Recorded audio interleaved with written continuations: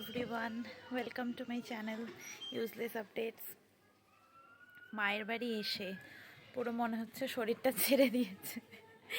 এত ল্যাদ আমার বডিতে, আমি নিজেই বুঝতে পারছি না এত ল্যাদ কোথায় ছিল।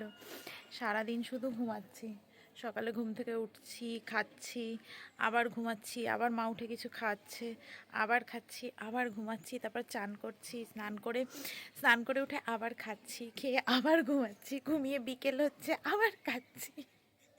আমি জাস্ট খেয়ে যাচ্ছি আর ঘুমিয়ে যাচ্ছি। আমি শিওর এখান থেকে গিয়ে আমি যখন জিমে ওয়েট করব আমার 2 কেজি ওয়েট বেশি আসবে। আমি চাই 2 কেজি ওয়েট বেশি আসুক, কেন কি হচ্ছে 2 কেজি কমে গেছে, ফ্যাটগুলো লস হয়েছে তো কমে গেছে। তো 2 কেজি বাড়লে অসুবিধা কিছু নেই, কিন্তু এত ল্যাদ মানে আমি নিজেই ভাবতে পারছি না।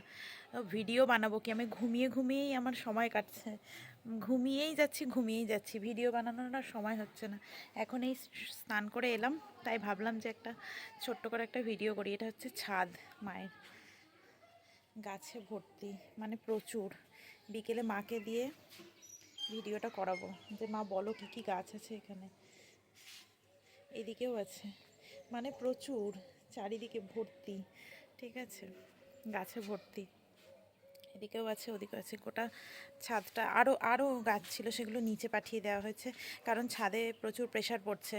এবার ছাদটা, আমি বললাম মাকে, বলেছি যে এবার ছাদটা ভেঙে পড়বে, এত প্রেশার দিও না ছাদে। তো এখন এই স্নান করে একটু রোদ নিতে এলাম ছাদে, ঠান্ডা লাগছিল তাই। হ্যাঁ, এখনও হালকা হালকা শীত আছে এখানে, তো ওই জন্য চান করে একটু ঠান্ডা লেগেছে, তাই ওপরে একটু রোদ নিতে এলাম। এখন রোদ নিয়ে এখন আবার যাবো, প্রচুর কিছু মা আবার বানিয়েছে, সেগুলো খাবো, দেখাবো তোমাদেরকে কী কী বানিয়েছে আজকে লাঞ্চে মা। ওকে,